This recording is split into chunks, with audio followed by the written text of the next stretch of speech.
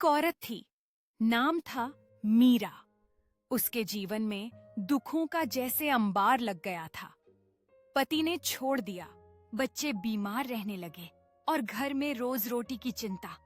वो हर रोज मंदिर जाती, लेकिन अब उसकी आंखों में आंसू और दिल में सवाल थे। एक दिन अकेले मंदिर के कोने में बैठकर वह रोने लगी और कांपती आवाज में बोली, हे कृष्णा, अब मुझसे नहीं सहा जाता। अगर तू है तो बस मेरा हाथ पकड़ ले, वरना मैं टूट जाऊंगी। धीरे धीरे मंदिर में बजा, पकड़ लो हाथ बनवारी। उसके आंसू रुक गए। उसने आंखें बंद की और एक अद्भुत शांति उसके भीतर उतर आई, जैसे कोई अदृश्य हाथ उसके कांपते कंधों पर आकर टिक गया हो। वो मुस्कुराई और पहली बार दिल से बोली, अब डर नहीं लगता। और इसी तरह मीरा ने धीरे धीरे ध्यान लगाया और उसकी नजरें मंदिर की दीवारों पर घूमने लगीं। अचानक उसकी नजर कुछ चमकती चीजों पर पड़ी जो झाड़ी में छिपी हुई थीं। यह क्या था? मीरा वहां से उठकर पास गई। दिल की धड़कन तेज हो गई। उसे वो पुरानी कलाकृतियां दिखीं जो सालों से खोई हुई थीं। उसका दिल तेजी से धड़क रहा था। ये कोई साधारण चीजें नहीं थीं। ये मंदिर के लिए एक अनमोल खजाना थीं। मीरा की आंखों में आंसू आ गए। उसे अब विश्वास था कि कृष्ण ने उसे अपने जीवन का मकसद दिया है। मीरा ने वह अनमोल खजाना लेकर गांव लौटने का फैसला किया।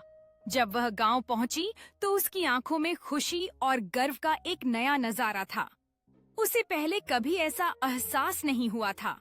गांव के लोग उसके इर्द गिर्द इकट्ठा हुए, उनसे पूछते हुए कि उसने ये अद्भुत चीजें कहाँ पाईं। मीरा ने कहा, मेरे मानना है कि जब हम सच्चे दिल से प्रार्थना करते हैं तब भगवान हमें हमारी जरूरतों का एहसास कराते हैं। गांव वाले उसकी बात सुनकर विस्मित हो गए और उसके प्रति आदर का भाव रखने लगे। गांव में एक बड़ी उत्सव की धूम मच गई। लोग दीप जलाकर और नाच गाकर मीरा की इस महान उपलब्धि का जश्न मनाने लगे। मीरा ने महसूस किया कि उसने केवल एक खजाना नहीं पाया, बल्कि अपने गांव के लोगों के दिलों में एक नई आशा का संचार किया है। एक बूढ़े ग्रामीण ने उसे गले लगाते हुए कहा, तूने हमारी खोई हुई पहचान वापस दिलाई है। तेरी खोज ने हमें एक साथ जोड़ दिया है। मीरा की आंखों में खुशी के आंसू थे और उसने अपने गांव के लिए कुछ खास करने की ठानी। मीरा ने सोचा कि उसकी खोज को और भी महत्वपूर्ण बनाना चाहिए। उसने गांव के बच्चों को बुलाया और उन्हें उन प्राचीन कलाकृतियों की कहानियां सुनानी शुरू की। बच्चे उसकी बातों को ध्यान से सुन रहे थे। उनकी आंखों में जिज्ञासा साफ झलक रही थी। फिर मीरा ने एक बड़ी प्रदर्शनी का आयोजन किया, जिसमें पूरे गांव के लोग आए। वह अपने खजाने को सबके सामने रखकर बताती, ये सभी चीजें हमारे इतिहास का हिस्सा हैं। हमें इन्हें संजो कर रखना है। गांव के लोग उसकी बात सुनकर गर्व महसूस कर रहे थे और एक